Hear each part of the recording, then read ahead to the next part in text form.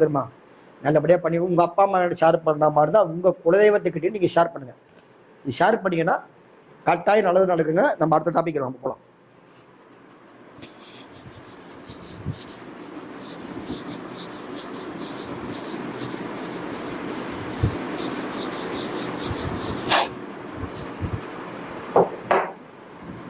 அடுத்து வந்து பார்த்தீங்கன்னா மாந்தி.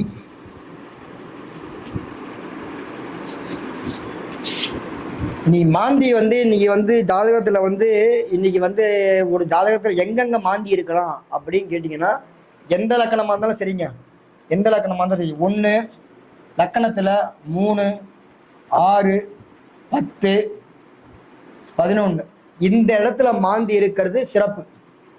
இந்த இடத்துல மாந்தி இருந்தால் சிறப்பான சிறப்பு. நான் இதுக்கு மாந்திக்கு வந்து பலன்கள் நிறைய இருக்குது, நம்ம அடுத்த செஷனில் நம்ம அது தம்மா பேசலாம். ஆனால் இந்த இடத்துல மாந்தி இருந்தால் சிறப்பான சிறப்பு. இதில் எங்கெங்க மாந்தி இருக்கக்கூடாதுன்னு கேட்டிங்கன்னா 2, 4, 5, 8, 9, 12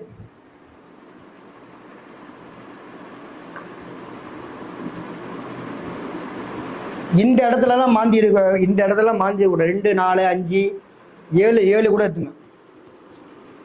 7, 8, 9, 12 இந்த இடத்துல மாந்தி இருக்கக்கூடாதுங்க. இந்த இடத்துல மாந்தி மெயினாக இந்த 12ஆம் இடத்துல மாந்தி இருக்கவே கூடாது. ஒரு நாளாவது ஏன்டா நான் வாழ்கிறோன்னு சொல்லக்கூடியவங்க இந்த 12ஆம் இடத்து மாந்தி. ஏன் இந்த வாழ்க்கை எனக்கு, ஏன் இந்த லைஃபு அப்படின்னு சொல்லக்கூடிய ஒரே ஒரு இது கேட்டிங்கன்னா அந்த லக்கணத்துக்கு 12ஆம் இடத்துல மாந்தி. மாந்திக்கு சாரம் கொடுத்தவன் அவருடைய இதோ இந்த புத்தியோ தசாவோ வரக்கூடாது. வந்ததுன்னா டோட்டலாக வாஷ் அவுட் பண்ணிடும். மாந்தி நின்ற சாரநாதன் 12ஆம் இடத்துல மாந்தி இருந்தாருன்னா உடனே நீங்கள் போயிட்டு வந்து கோயிலில் போய் பிரார்த்தனை பண்ணுங்கள். அதுக்கும் உண்டான கோயில் நான் தரேன், அதுக்கு நீங்கள் பிரார்த்தனை பண்ணுங்கள். கட்டாயம் நீங்கள் பாதிப்புலேருந்து வெளியே வரீங்க. லக்கணத்தில் மாந்தி இருந்தாலும் தப்பிச்சிக்கலாம். லக்கணத்தில் மாந்தி இருந்தால் நீண்ட ஆயுள் உண்டு. லக்கணத்தில் மாந்தி இருந்தால் நீண்ட ஆயுள் உண்டு. 3ஆம் இடத்துல மாந்தி இருந்தால் ஒரு கடு கலையும், அம்மாவுக்கு ஒரு கல் கலையும், சகோதரருடைய பிரச்சனை எல்லாம் இருக்கும். நம்ம பலனுக்கு உள்ளே போவானா. ஸோ இந்த இடத்துல மாந்தி இருந்தால் 2, 4, 7, 6 6ஆம் இடத்தோட ஓகே. 5, 7, 8, 9, 12 இந்த இடத்துல மாந்தி இருந்தால் எந்தெந்த கோயில் வழிபாடு அப்படின்னு சொல்கிறேன், அது நோட் பண்ணிக்க.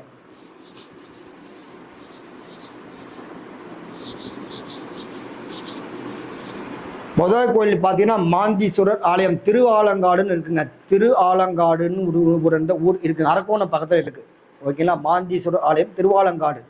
அங்கே வந்து சனிக்கிழமை தான் நீங்கள் போகணும், மற்ற நாளில் போயிடாதீங்க. மேக்சிமம் பார்த்தீங்கன்னா தேய்பிரையில் இருக்கலாம், தேய்பிரையில் வரக்கூடிய சனிக்கிழமையாக இருக்கலாம். வரக்கூடிய சனிக்கிழமை அன்னைக்கு போயிட்டு 11 தீபம் நல்லெண்ணெய் தீபம் ஏற்று அங்கே உள்ள மாலை வாங்கி கொடுங்க. உள்ளே வந்து மாந்தீஸ்வரர் கோயிலில் உள்ளே வந்து ஃபஸ்ட்டு வந்து பார்த்தீங்கன்னா சிவபெருமான் இருப்பார். சிவபெருமானுக்கு உள்ள மாந்தீஸ்வரர், அதே மாதிரி மாந்தீஸ்வரர்னு ஒரு அந்த தனி அவருக்கு வந்து தனியாக ஒரு அந்த சன்னதி இருக்கும். மாந்தீஸ்வரர்னு சொல்லிட்டு அவங்க அப்பா தான் சனி பகவான், அவருடைய குடும்பத்தோடு இருப்பார். அவருக்கு போய் வந்து நீங்கள் வந்து பார்த்தீங்கன்னா பிரார்த்தனை வச்சுட்டு சனிக்கிழமை உங்கள் பேரில் அர்ச்சனை பண்ணிட்டு வரலாம். யாருக்கு மாந்தி இந்த இடத்துல 2, 4, 5, 7, 8, 9, 12 மாந்தி இருக்கோ அவங்களுக்கு இந்த பரிகாரம் பண்ணலாம், தாராளமாக எடுக்கும். மாந்தீஸ்வரர் கோயில் திருவாலங்காடு சனிக்கிழமை அன்னைக்கு போயிட்டு வரணும். சார் என்னால் திருவாலங்காடு போக முடியல, ரொம்ப தூரமாக இருக்குது. காஞ்சிபுரத்தில் இருக்கக்கூடிய ஏகாம்பரேஸ்வரர் கோயில் சனிக்கிழமை தான் போகணும். காஞ்சிபுரத்தில் இருக்கக்கூடிய ஏகாம்பரேஸ்வரர் கோயிலில் போயிட்டு பார்த்தீங்கன்னா விபூதி வாங்கி கொடுக்கணும். விபூதி எவ்வளோ சார் வாங்கி கொடுக்கலாம்? குறைந்தபட்சம் 1 கிலோ விபூதி வாங்கி கொடுத்து காஞ்சிபுரம் ஏகாம்பரேஸ்வரர் கோயிலில் சனிக்கிழமை அன்னைக்கு உங்கள் பேரில் அர்ச்சனை பண்ணிவிட்டு இந்த விபூதியை வாங்கி உள்ளே சாத்திடுங்க. உள்ள சிவனுக்கு வந்து சிவனுக்கு அபிஷேகம் பண்ணும்போது சாத்திடுங்க. முடிஞ்சால் சிவனுக்கு வந்து விபூதி அபிஷேகம் பண்ணி அதை கூட நீங்கள் டெய்லியை வந்து நெட்டில் எடுத்துகிட்டு வரலாம். உங்கள் வீட்டுக்கு பக்கத்தில் சிவன் கோயில் இருக்குது, என்னால் காஞ்சிபுரம் ஏகாம்பரேஸ்வரர் கோயில் போக முடியல, உங்கள் வீட்டுக்கு பக்கத்தில் சிவன் கோயில் இருந்தாலும் சிவன் கோயிலில் விபூதி அபிஷேகம் பண்ணலாம், தப்பு கிடையாது, பாதிக்காது.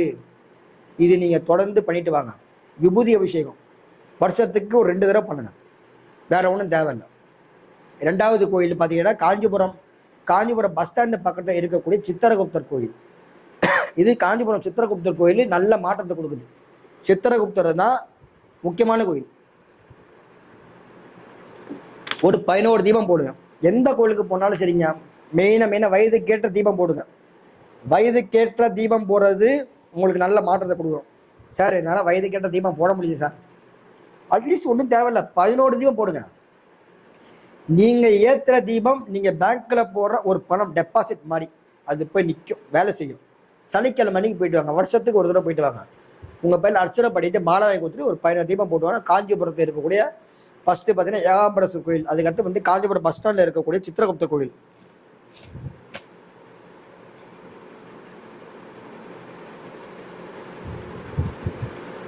காஞ்சிபுரத்தில் இருக்கக்கூடிய சித்திரகுப்தர் கோயிலுக்கு நீங்கள் போயிட்டு வந்தீங்கன்னா அதுவும் நல்ல மாற்றத்தை கொடுக்குது. சார் நான் ரொம்ப தூரத்தில் இருக்கேன், என்னால் அவ்வளோ தூரம் போக முடியலன்னு பார்த்தீங்கன்னா, நம்ம அந்த கும்பகோணம் டு திருவாரூர் போகக்கூடிய வழியில் ஒரு கோயில் ஒன்று இருக்குது, நாச்சியார் கோயில். திருநறையூர் அப்படின்ற ஊரில் நாச்சியார் கோயில் இருக்குது. நாச்சியார் கோயில், அந்த கோயில் மாந்தீஸ்வரருக்கு நீங்கள் போய் வழிபாடு பண்ணி, நாச்சியார் கோயில் அங்கேயும் போய் வழிபாடு பண்ணிட்டு வரலாம். அதே மாதிரி அந்த வெள்ளை கோயில் டு முத்தூர், வெள்ளை கோயில் டு முத்தூர் போன வழியில் மாந்தீஸ்வரர் கோயில் இருக்குது. வெள்ளை கோயில் டு முத்தூர், ஈரோடு மாவட்டம். வெள்ளை கோயில் டு முத்தூர் போன வழியிலும் மாந்தீஸ்வரர் கோயில் இருக்குது. அங்கேயும் போயிட்டு வந்து நீங்கள் வந்து வழிபாடு பண்ணிட்டு பிரார்த்தனை பண்ணிட்டு வரலாம். அதுக்கு அடுத்த கோயில் பார்த்தீங்கன்னா நம்ம திருநெல்வேலி, அதாவது நம்ம திருநெல்வேலியில் இருக்கக்கூடிய அங்கேயும் மாந்தீஸ்வரர் கோயில் இருக்குது. சேரமாதேவி கோயில் சேரமாதேவி பக்கத்துலேயும் மாந்தீஸ்வரர் கோயில் இருக்குது, அங்கே சிவன் கோயில் இருக்குது. அங்கேயும் போய் வந்து மாந்தீஸ்வரருக்கு நீங்கள் பிரார்த்தனை பண்ணிட்டு வரலாம். நீங்கள் எத்தனை தடவை போனால் அங்கே சொல்யூஷன் கிடைக்குதோ அதுக்கு ஜாதகம் பார்க்கணும். அதுதான் சூட்சமாக. சார் நீங்கள் சொல்லிட்டீங்க, எத்தனை தடவை நான் போயிட்டு வந்தால் எனக்கு நல்ல மாற்றம் நிவர்த்தி கிடைக்குன்னு அதுக்கு ஜாதகம் பார்க்கணும். அதுக்கு தான் ஜாதகம். ஒரு ஜோதிடன்றது அதுக்கு வேலை அதுதான். இப்போ இந்த கோயிலுக்கு போகிறார், ஒரு மாந்தீஸ்வரர் கோயில் போகிறார், எத்தனை தடவை போனால் இவருக்கு வந்து ரிலீஃப் ஆகும், அதுலேருந்து பிரச்சனையிலேருந்து வெளியே வர முடியும், அதுக்கு தான் நான் ஜோதிடம் பார்க்கணும், ஜாதகம் பார்க்கணும். ஏன்னா எல்லாத்தையுமே நான் இதில் லைவில் சொல்ல முடியாது இல்லைங்களா. ஒரு சிலது நம்ம ஜாதகம் பார்த்து தான் கண்டுபிடிச்சி அது சொல்ல முடியும். இத்தனை தடவை போயிட்டு வாங்க. ஒரு சில பேர் பார்த்தீங்கன்னா ஒரே தடவை போயிட்டு வந்தாலும் பிரச்சனை ஓகே ஆயிடுச்சு. ஒரு சில பேருக்கு பார்த்தீங்கன்னா 9 தடவை போயிட்டு வரணும், 9 மாதம் போக சொல்லுவேன்.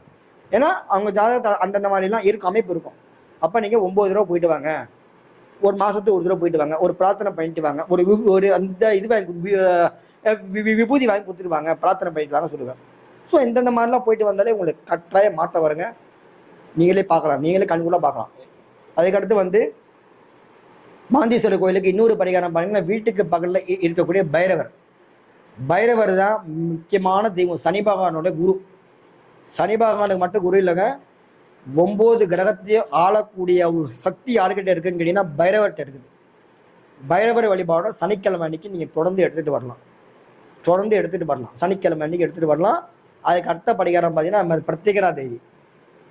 உலகத்தில் இருக்கக்கூடிய எல்லா தெய்வத்துக்கும் சக்தியை கொடுக்கக்கூடிய ஒரு தெய்வம் எதுக்கு அப்படின்னு பார்த்தீங்கன்னா, நான் பார்த்ததில்ல, பிரத்யேகரா தேவி தான். செய்வன பில்லி சூனியம் எல்லாத்தையுமே அடித்து தவிடுபொடி ஆக்கக்கூடிய ஒரே தெய்வம் பிரத்யேகரா தேவி தான். அந்த அம்மாவை நீங்கள் கெட்டியமாக பிடிச்சிக்கிட்டீங்கன்னா செய்வன பிரச்சனை உங்களை பாதிக்காது, இந்த மாந்தியம் உங்களை பாதிக்காது. மாந்தியம் மெயினாக ஜாதகத்தில் பார்க்கணும். இது எங்கே மெயினாக பார்ப்பாங்கன்னா, தமிழ்நாட்டில் அதிகமாக மெயினாக பார்க்கறது இல்லை. மேக்சிமம் பார்த்தீங்கன்னா கேரளாவில் மெயினாக பார்ப்பாங்க. மாந்திக்கு பார்வை உண்டான ஜாதகத்தில் 7ஆம் பார்வை மட்டும்தான் உண்டு. 7ஆம் பார்வை மட்டும்தான் உண்டு. சோழி பிரசன்னம், அஸ்தமங்கல பிரசன்னம் பார்க்கும்போது தான் மாந்திக்கு 2, 12, 7 இந்த பார்வைலாம் மாந்திக்கு 2, 12, 7ஆம் பார்வை உண்டு. சோழி பிரசன்னத்தில் லக்கணத்தில் மாந்தி வந்து உட்கார்ந்தா நாங்கள் அடுத்து சோழி பார்க்க மாட்டோம், வந்தவனை திருப்பி அனுப்பிச்சு கொடுப்போம். ஏன்னா பார்க்கக்கூடாது.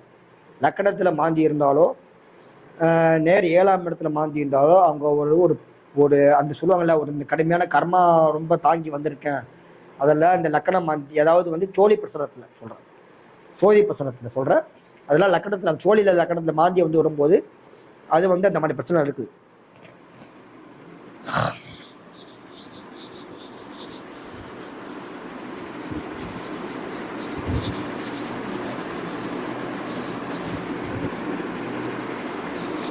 அதே மாதிரி உங்கள் சந்தேகங்கள் எதுவாக இருந்தாலும் நீங்கள் தாராளமாக கேளுங்க. என்கிட்ட நீங்கள் ஜாதகம் பார்க்கணுன்னா தனியாக நாளைக்கு கூட நீங்கள் ஃபோன் பண்ணி அப்பாயின்மெண்ட் வாங்கி நீங்கள் பார்த்துக்கலாம். உங்களுக்கு கேள்வி செஷன் ஒவ்வொன்றா இருந்தால் நம்ம தாராளமாக போய்க்கலாம்.